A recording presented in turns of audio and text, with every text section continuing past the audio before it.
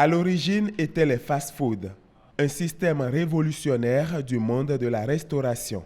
Au menu, le burger, les pizzas industrielles, le kebab, la charcuterie, les pâtisseries et autres.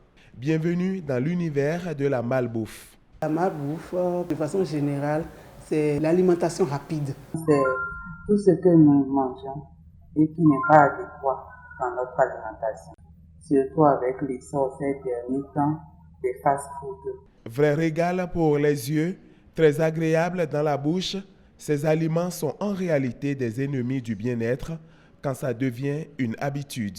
Un décès sur 5 dans le monde est causé par la malbouffe. Nous assistons souvent à des maladies comme l'obésité, comme le diabète, les maladies cardiovasculaires de façon générale, le cancer, et qui ont aussi comme complications l'insuffisance rénale et autres.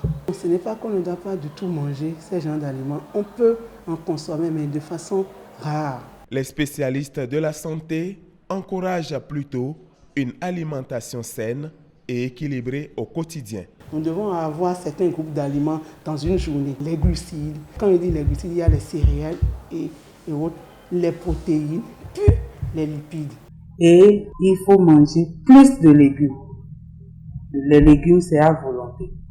Et c'est conseillé de les manger à tous les repas. Il faut au moins 30 minutes de marche rapide par jour pour être en bonne santé.